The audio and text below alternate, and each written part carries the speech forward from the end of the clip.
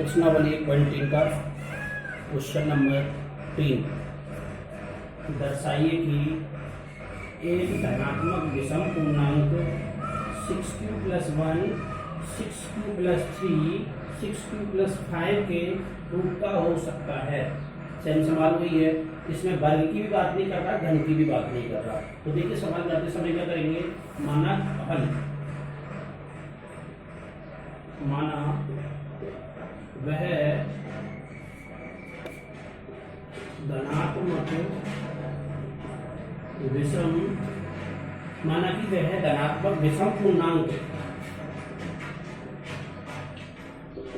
क्या मान दिया हमने, क्या मान दिया हमने, इसको मानने के लिए क्या मानेंगे हम, ऐसे मैथमेटिक्स में माना कि चलता है हमेशा, कुछ भी मान लो यहाँ पे, तो हमने क्या मान लिया यहाँ पे, ए मान लिया, उसका मान क्या है, ए। यूक्लिड विभाजन से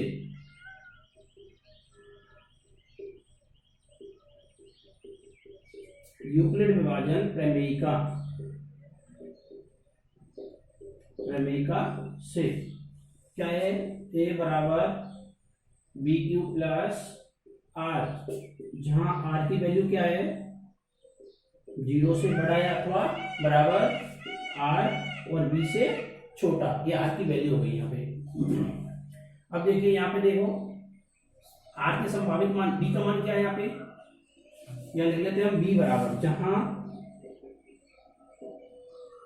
B बराबर, B का मान क्या है, देखो BQ + R, BQ + R, BQ + R, तो R की वैल्यू क्या है यहाँ पे 1। या ऐसे भी मान सकते हैं हम कि B का मान क्या है हमारे पास, B का मान हो गया 6, तो R के मान 6 से छोटे होंगे, तो B का मान क्या हो गया 6। अतः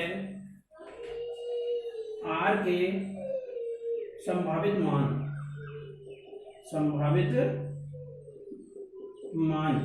क्या हो गए, 0, 1, 2, 3, 4, 5, 6 से छोटे चाहिए, या शर्त लग रही है हमारे पास। विषम की स्थिति में R के संभावित मान क्या हो जाएंगे, 1, 3, 5। देखिए यूक्लिड विभाजन में मान रख लो यहाँ पे, a बराबर, b का मान क्या है 6, q का मान क्या है, q का मान है नहीं हमारे पास, प्लस r क्या है हमारे पास, पहले 1 रखने पर, तो यानी देना r बराबर 1 रखने पर, r बराबर 1 रखा तो हमारे पास a बराबर 6q + 1 के रूप का आ गया। आगे देखिए a बराबर 6q + 3, फिर देना r बराबर 3 रखने पर, a बराबर 6q + 5, r बराबर 5 रखने पर, ये 3 मान लिख दिया हमने। देखो उस रूप में आए कि नहीं आए, पिछले सवालों में यहाँ वर्ग और घन की बात कर रहा था, यहाँ वर्ग और घन की बात नहीं कर रहा, इसलिए हमने सीधा सीधा सवाल कर दिया, कुछ नहीं परिवर्तन आया यहाँ पे। ये क्वेश्चन नंबर 3। क्वेश्चन नंबर 4 है हमारे पास, यूक्लिड विभाजन प्रमेयिका से HCF ज्ञात करो। अब देखो HCF ज्ञात करने के लिए क्या करेंगे, हमारे इसमें भी पहला क्वेश्चन है, इसमें भी फर्स्ट कर दिया है कि 210 और 55 इन दोनों संख्याओं का HCF ज्ञात करो। HCF, इन दोनों संख्याओं का HCF ज्ञात करना है, किस विधि से करना है, यूक्लिड विभाजन प्रमेयिका से। यूक्लिड विभाजन प्रमेयिका क्या होती है, पहले यह लिख लो, 210 बड़ा है किससे, 55 से।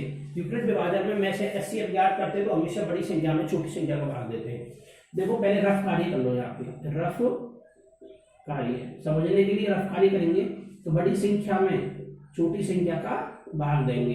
बड़ी संख्या में छोटी संख्या का भाग दिया तो किसमें दिया अपन ने, 210 में 55 का भाग दिया, कितनी बार गया, लगभग 3 बार चला जाएगा। 5 दिया, 15 का 5 हासिल लगे, 5 दिया 15, 16, 165 आ गया, कितना बच गया, 5, 4, 43 बच गया। अब देखिए 55 से छोटा हो गया, शेष छोटा बच गया, इसलिए क्या करना, वापस से 45 का 55 में भाग दे दो, 45 से कम 45, कितना बच गया, 10 बच गया। 45 से फिर 10 छोटा हो गया, इसलिए फिर 10 का किसमें दे दो, 45 में दे दो, कितनी बार गया, 4 बार गया। 10 चौको 40, कितना बच गया 5 बच गया। 5 फिर छोटा रह गया 10 से, इसलिए 5 का फिर 10 में भाग दे दो, 5 दूनी 10, शेषफल क्या बच गया 0। यह प्रक्रिया तब तक चलेगी जब तक लास्ट में शेषफल 0 नहीं आ जाएगा, तब तक यह प्रक्रिया दोहराई जाएगी। अब देखो यूक्लिड विभाजन में, यूक्लिड विभाजन, यूक्लिड विभाजन प्रमेय से, प्रमेय का यूक्लिड विभाजन प्रमेय का क्या हमारे पास a बराबर बी क्यू प्लस आर, ए का मान क्या है यार देखो 210 बराबर बी क्या है हमारे पास यहाँ पे 55 इंटू क्यू क्या है हमारे पास 3 प्लस आर क्या है हमारे पास 45 शेष हो जाता है 45। उसके बाद फिर 55 हो गया, बाकी यहाँ पे 45 कितने का भाग दिया 45 का, कितनी बार दिया एक बार, शेष क्या बच गया 10। इसी क्रम में फिर 45 बराबर 10 का 45 में किसका भाग दिया, यहाँ शेष कितना बचा, यहाँ शेष 1 बचा, फिर 10 में 10 का भाग दिया, कितनी बार दिया 4 बार, शेष क्या बचा यहाँ पे 5। उसके बाद 10 में किसका भाग दिया 5 का, कितनी बार दिया 2 बार, शेष क्या बच गया 0। यानी अंत में 0 शेषफल क्या बच गया 0 शेषफल बच गया। इसका मतलब प्रक्रिया यहाँ पे समाप्त हो जाती है, जब तक शेष नहीं बचता 0, जब तक प्रक्रिया चलती रहती लगातार।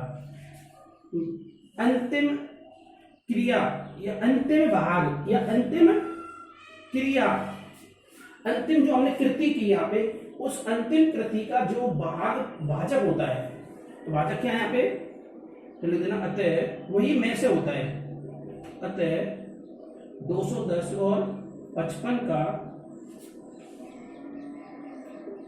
HCF बराबर क्या आ गया 5 आंसर। अंतिम भाग का अंतिम भाजक जिसका भाग दिया जाता है लास्ट में, वही क्या कहलाता है, उन संख्याओं का HCF कहलाता है। बात समझ में आ गई होगी शायद।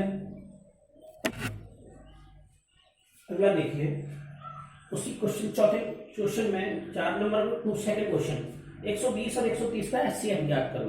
प्रक्रिया वही है, बड़ी संख्या 120 से 130 का भाग देना। यहाँ पे बड़ी संख्या क्या है 120, 420, इसमें कितना भाग देना 130 का भाग देना।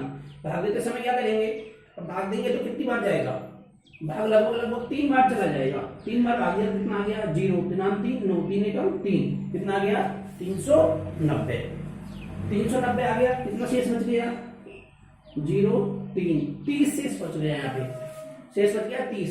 130 से 30 छोटा हो गया, तो यहाँ पे फिर 130 में किसका भाग देना 30 का भाग देना। यहाँ पे 30 का भाग देंगे तो कितनी बार जाएगा, लगभग 4 बार चला जाएगा, क्योंकि 4 दिया 12, लगभग 120, कितना बच गया 10 बच गया।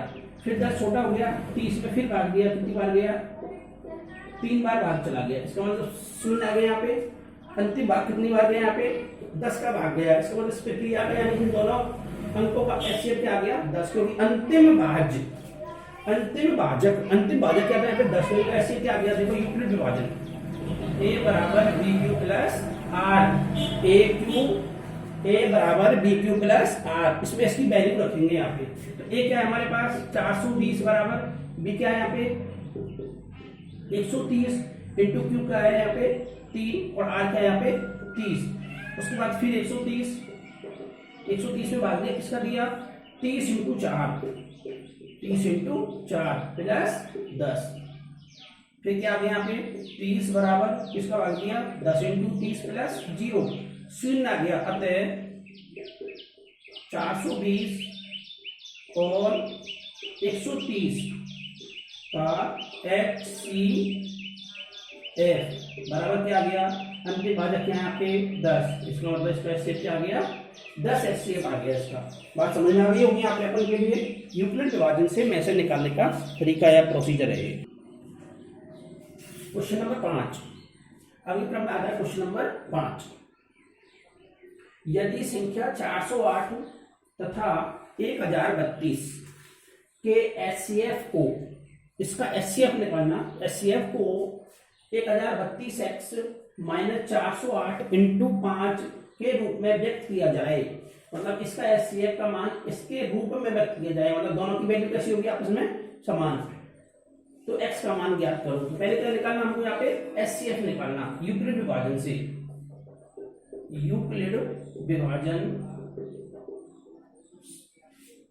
विभाजन से युग्म विभाजन प्रमेय का क्या है, a बराबर बी क्यू प्लस आर। इससे एचसीएफ निकालना है। बड़ी संख्या कौन सी है हमारे पास, 1032 और 408। ये संख्या बड़ी है, बड़ी संख्या में छोटा, पूरी प्रोसीजर की तरह होगा सवाल। 1032 में भाग देंगे हम। 1032 में कितना भाग दिया हमने, 408 का भाग दिया। लगभग लगभग कितनी बार भाग जाएगा, 2 बार जाएगा, क्योंकि 400 गुना 800, 800 के आसपास संख्या है, तो इसका मतलब कितनी बार भाग जाएगा, 2 बार। 2 बार भाग दिया तो कितना आ गया, 2 बार भाग दिया तो यहाँ पे आ गया 4 दूनी 8, 8 दूनी 16, 4 दूनी 8, 816। क्या आ गया यहाँ पे, 816। शेष क्या बच गया, 6 गई तो कितना बच गया, 12 में से 6 गई तो 6 बच गया, सीधी 1 2 हो गया, 3 में से 2 गए तो 1 बच गया, तो 216 बच गए यहाँ पे। शेष क्या बच गया, 216 शेष बच गए यहाँ पे। अब 216 का फिर 408 में भाग देना, 400 दूना 816 दूना 32, यानी कितनी बार जाएगा भाग, 1 बार भाग जाएगा। ये आ गया 216। कितना बच गया, 2, कितना बच गया 9, 192। कितना बच गया, 192। अब 192 का फिर 216 में भाग देंगे। 192 का 216 में कितनी बार हो गया, 192 का 1 बार ही जाएगा। 192 क्या बच गए, 24। 24 में फिर 192 का भाग दिया, कितनी बार गया, 24 का फिर भाग दिया 8 बार, कितनी बार दिया, 8 बार। 192 शून्य बच गया शेष पर। तो शेष पर क्या आ गया, शून्य। इसका मतलब ये क्या हो गया, ये रफ कार्य हो गया। इसको फिर कार्य में व्यक्त कर दो एक बार, 408 सॉरी ए का मान क्या हो गया, 1032 बराबर बी का मान क्या हो गया, 408 इंटू 2 इंटू 216। अब 408 से लेंगे तो 408 कब आया, 408 का मान कब आया, 216 गुना 1 प्लस 192, 216 गुना 1 प्लस 192। अब 216 का मान कब आएगा, 216 का मान कब आएगा, 192 गुना 192 इंटू 1 प्लस 24। अब 192 कब आया, 192 का मान कब प्राप्त हुआ, 192 का मान प्राप्त होगा हमारे पास 24 इंटू 8 प्लस 0। अतः HCF बराबर 24। HCF क्या आ गया, 24। ये रफ कार्य था, इसको साफ कर देते हैं।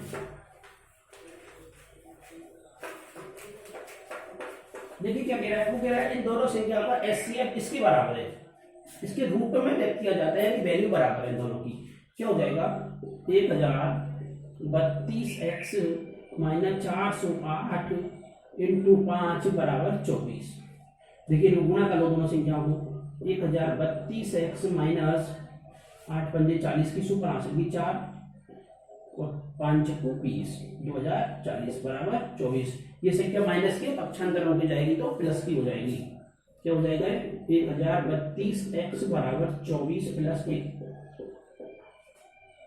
1000 x बराबर क्या हो जाएगा, x बराबर हो गया, ये कितना हो गया, 4 4 5 6 2064 बटे ये गुणा में संख्या कराएगी किसकी हो जाएगी, भाग की हो जाएगी।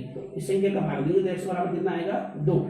यहाँ पे x की वैल्यू क्या आ गई, 2। यही पूछा था हमसे सवाल कि दोनों संख्याओं का में से इस मान के बराबर है तो x का मान ज्ञात करो।